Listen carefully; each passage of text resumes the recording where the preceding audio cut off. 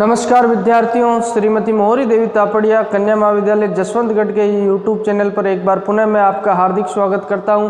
मैं प्रवक्ता चंद्र प्रकाश गुर्जर। आज की क्लास हमारी बीए द्वितीय वर्ष के छात्रों हेतु इतिहास विषय की।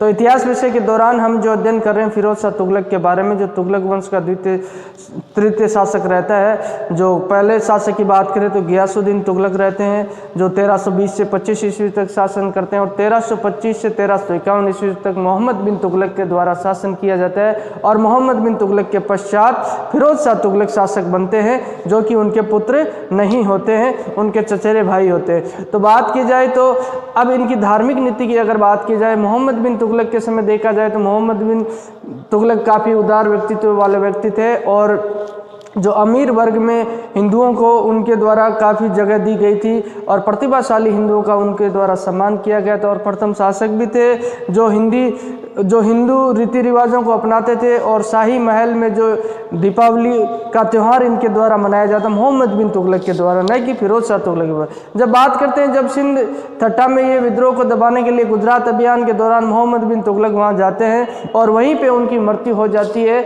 जहाँ सिंध में थट्टा में मृत्यु हो जाती है। और उसी समय जब सिंहासन खाली हो जाता है तो अराजकता और अव्यवस्था को देखते हुए उलेमा वर्ग द्वारा, उलेमा कौन होते हैं? ये इस्लाम के धर्मगुरु होते हैं, इनके द्वारा और अमीर वर्ग के द्वारा फिरोज शाह तुगलक को सिंहासन पे बिठाया जाता है, और वहीं पे इनका राज्याभिषेक कर दिया जाता है दिल्ली से दूर। और अब चूंकि इनका राज्याभिषेक करने में जो उलेमा वर्ग का काफ़ी कुछ योगदान रहता है और उन्हीं का जो सहयोग रहता है, तो इस कारण से उनको खुश रखने के लिए इनके द्वारा जो कट्टर धार्मिक नीति को अपनाया जाता है। और संभवतः ये खुद स्वयं भी काफ़ी कट्टर थे, धर्मांध शासक रहते हैं। ये बड़ी दुर्भाग्य की बात रहती है कि फिरोज शाह तुगलक जो बाकी धर्मों के प्रति इनका रवैया थोड़ा कठोर रहता है। तो हम बात करते हैं इनके धार्मिक नीति की। सिंहासनारोहण होता है तो इसमें योगदान सबसे ज़्यादा जो धार्मिक नेता है उलेमा वर्ग, इन्हीं का योगदान रहता है। अतः उनको खुश रखने के लिए इनके द्वारा जो कट्टर इस्लाम की नीति अपना ली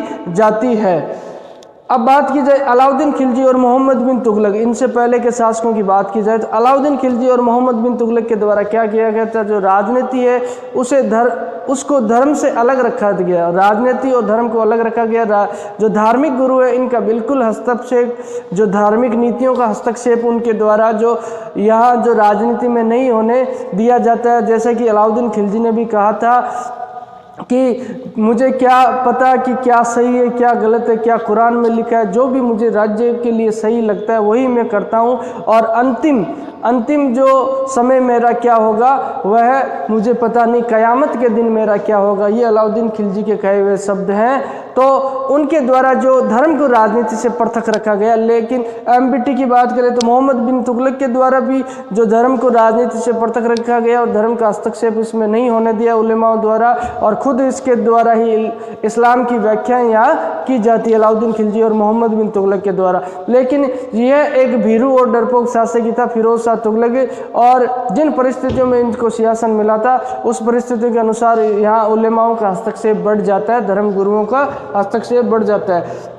फिरोज शाह तुगलक ने राजनीति जो की थी वो धर्म पे आधारित की थी, और धर्म के प्रचार प्रसार में ही अपने जो संसाधनों का उपयोग भी इनके द्वारा किया जाता है। फिरोज शाह एल श्रीवास्तव जो इतिहासकार हुए उनका क्या कहना है इसके बारे में हम देखते हैं। उनका स्टेटमेंट है एल आशीर्वादी लाल श्रीवास्तव, इनका पूरा नाम है।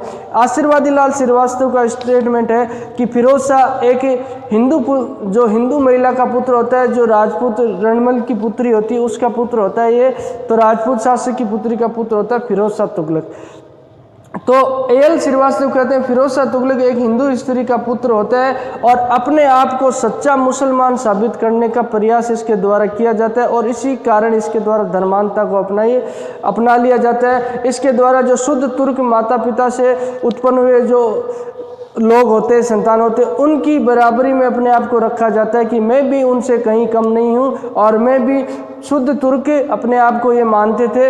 तो इस वजह से जो इनके द्वारा ये जो कट्टर इस्लामिक प्रवृत्ति इनके द्वारा अपना ली जाती है। और मजूमदार जो इतिहासकार हैं इनके द्वारा क्या कहा जाता है कि उस युग की बात करें, सल्तनतकालीन युग की बात करें, तो इस युग में सबसे धर्मांध अगर कोई सुल्तान रहा है तो वो धर्मांध सुल्तान कौन रहता है? फिरोज शाह तुगलक ही रहते हैं। तो ये इनकी धार्मिक नीति मुख्यतः इनके द्वारा लेकर चली जाती है। और इनका जो दृष्टिकोण देखा जाए बाकी धर्मों के प्रति, चाहे बौद्ध धर्म ले लो, जैन धर्म ले लो, चाहे हिंदू धर्म ले लो, सिख धर्म, जो भी है, उन धर्मों के प्रति इनका जो दृष्टिकोण है काफ़ी संकीर्ण और दुराग्रह ग्रसित रहता है, पूर्वाग्रह ग्रसित रहता है। और बाकी धर्मों को इनके द्वारा हीन दृष्टि से देखा जाता है और उनको नुकसान पहुंचाने का कार्य किया जाता है। और अपने जो दिल्ली सल्तनत के संसाधनों को इनके द्वारा इस्लाम धर्म के प्रसार के लिए अपना लिया जाता है। और इनका यही नारा रहता है कि काफिरों का वध करते हुए इस्लाम का प्रसार करने का प्रयास इनके द्वारा किया जाता है, जो एक दुर्भाग्य की बात रहती है। और इनके द्वारा क्या किया जाता है, कई लोगों का धर्मांतरण भी करवा दिया जाता है। धर्मांतरण बोले तो धर्म परिवर्तन, बलात्, जबरदस्ती, यानी जबरदस्ती इनको क्या किया जाता है। जैसे अगर हिंदू धर्म के कई लोगों का इनके द्वारा जो मुस्लिम धर्म में धर्मांतरण कर दिया जाता है, हिंदू धर्म की कई छोटी जातियों, नीचे की जातियों हैं, उन जातियों का जबरदस्ती बल प्रयोग के द्वारा इनके द्वारा जो धर्म परिवर्तन करवाया जाता है, ये इनकी धार्मिक नीति रहती है। और एक ऐसा भी उदाहरण देखने को मिलता है, जो नगरकोट और जाजनगर का आक्रमण जो सैन्य अभियान इनके द्वारा किया जाता है, तो उस समय वहाँ के मंदिरों को काफ़ी नुकसान पहुँचाया जाता है। कहते हैं कि नगरकोट में जो ज्वालामुखी माता का मंदिर है, किसका मंदिर है, ज्वालामुखी माता के मंदिर में इनके द्वारा काफ़ी नुकसान पहुंचाया जाता है और उस मंदिर को तोड़ दिया जाता है। और उस मंदिर की मूर्ति को कहते हैं जो इनके द्वारा टुकड़े टुकड़े कर दिए जाते हैं और जो कसाई होते हैं उनको मांस तोड़ने के लिए दे दिए जाते हैं नगरकोट की मूर्ति को तोड़कर। और जाजनगर में भी मंदिर को इनके द्वारा काफ़ी नुकसान पहुँचाया जाता है, जाजनगर के शासन पर जब इनके द्वारा सैन्य अभियान और आक्रमण किया जाता है। फिरोज शाह काफ़ी धर्मांध शासक था। और बाकी अन्य धर्मों की बात की जाए तो अन्य धर्मों के लोगों के साथ इसने बहुत ज़्यादा ही अत्याचार किया था, जो ये दिल्ली सल्तनत के पतन का भी एक कारण रहता है कि बाकी लोगों को इनके द्वारा जो बाकी लोगों में असंतोष व्याप्त हो जाता है और वह आक्रोश के कारण ही इस दिल्ली सल्तनत को नुकसान पहुंचता है। इसके द्वारा क्या किया, जो हिंदुओं के धार्मिक मेले लगते थे, तीज त्योहारों पे जो मेले लगते हैं, उन मेलों पे भी इनके द्वारा प्रतिबंध लगा दिया जाता है, रोक लगा दी जाती है फिरोज शाह तुगलक के द्वारा। और बात करते तो जो नवीन मंदिरों का निर्माण होता है, जो अपनी आस्थाओं के अनुसार हिंदू धर्म के लोगों के द्वारा बनवाए जाते हैं, उन नवीन मंदिरों के निर्माण में भी इसके द्वारा रोक लगा दी जाती है। तो ये काफ़ी जो कट्टर नीतियाँ रहती हैं इनकी, इसके द्वारा पूर्ण प्रतिबंध इस पर लगा दिया जाता है। एक वाकया और होता है, जो कोई ब्राह्मण व्यक्ति होता है कि जो इस्लामिक धर्मगुरुओं में अपने जो हिंदू धर्म की हिमायत करता है, हिंदू धर्म के बारे में कुछ बताता है, तो फिरोज शाह तुगलक को इतना गुस्सा आता है, फिरोज शाह तुगलक के द्वारा उस हिंदू व्यक्ति को जिंदा जलवा दिया जाता है और इसकी हत्या करवा दी जाती है, जिससे आप अनुमान लगा सकते हो कि ऐसे व्यक्ति की धार्मिक नीति कैसी रही होगी। यानी इतना कट्टर व्यक्तित्व इसका रहा है इस्लाम के प्रति और बाकी जो धर्मों के लोगों के साथ इसके द्वारा अत्याचार किया जाता है। इतना ही नहीं, जो ये दो धाराएं होती है, मुस्लिम धर्म में भी दो धारा होती है, एक तो शिया धारा होती है, शिया, और एक सुन्नी धारा होती है। इनमें भी आपसी मतभेद रहता है विचारों को लेकर और धर्म को लेकर। तो इसके द्वारा ये एक सुन्नी मुसलमान था, फिरोज शाह तुगलक की बात करें तो ये सुन्नी मुसलमान थे, और इनके द्वारा जो अन्य मुसलमानों की जो शिया मुसलमान है, इनके साथ भी इनके द्वारा अत्याचार और ज्यादती की जाती है और इनको कठोर से कठोर सजाएं शिया मुसलमानों को भी इसके द्वारा दी जाती है। ये इसके द्वारा अत्याचार है। फिरोज शाह तुगलक की एक आत्मकथा है जो मैंने आपको लिखाई थी, फुतुहात ए फिरोज शाही, जिसमें फिरोज शाह तुगलक ने अपने जीवन से संबंधित बातें लिखी। उसी पुस्तक में एक स्टेटमेंट इनका रहता है, एक बात इनके द्वारा कही जाती है कि मैंने प्रजा को पैगंबर का धर्म स्वीकार करने के लिए बाध्य कर दिया है। यानी जो हिंदू प्रजा है उसको मैंने, जो पैगंबर का धर्म है, इनके पैगंबर हजरत मोहम्मद साहब है, जो इनके द्वारा जो प्रचलित धर्म, उस धर्म को स्वीकार करने के लिए मैंने बाध्य कर दिया है। और जो लोग जो काफिर जनता इनके द्वारा मानी जाती है, जो लोगों के द्वारा जो मुस्लिम धर्म स्वीकार कर लिया गया, उन लोगों को इसने कहा कि मैंने जजिया कर से मुक्त कर दिया। जजिया कर का आपको पता ही होगा, जो धार्मिक यात्रा कर है वो हिंदुओं से लिया जाता था।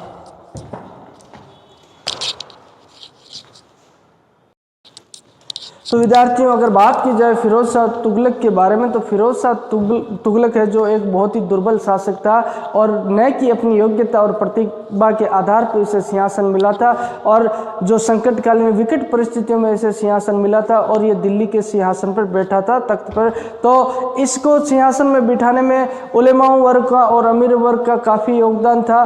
तो इसी वजह से इसको अपनी नीतियाँ संचालित करने में काफ़ी कठिनाई होती है और वह उन्हीं के द्वारा बनाई गई नीतियों को संचालित करता है, और उलेमा वर्गों का धर्म का हस्तक्षेप राजनीति में खूब बढ़ जाता है। हालांकि खुद भी ये, जैसे आशीर्वादी लाल श्रीवास्तव ने बताया कि एक हिंदू माँ का पुत्र होने के कारण इसके द्वारा ये चीज़ें प्रदर्शित की जाती है कि मैं बाकी अन्य मुसलमानों से किसी तरीके से कम नहीं हूँ और हिंदुओं के प्रति मेरी कोई सहानुभूति नहीं है, ऐसा इसके द्वारा साबित करने का प्रयास किया जाता है। मजूमदार की बात करें तो मजूमदार ने कहा, उस युग की अगर बात की जाए सल्तनत काल की, तो इससे ज़्यादा कोई धर्मांध सुल्तान अपने को दिल्ली के सिंहासन पर बैठने वाला दिखाई नहीं देता है। अलाउद्दीन खिलजी और मोहम्मद बिन तुगलक की अगर बात की जाए तो उन्होंने क्या किया कि राजनीति को धर्म से पृथक रखा, लेकिन इसने जो धर्म पे आधारित राजनीति की, क्योंकि इसमें इसका जो निजी स्वार्थ दिखाई देता, इसकी दुर्बलता और कमजोरी के कारण इसने धर्म का आश्रय लिया और धर्म के आश्रय पे इसने राजनीति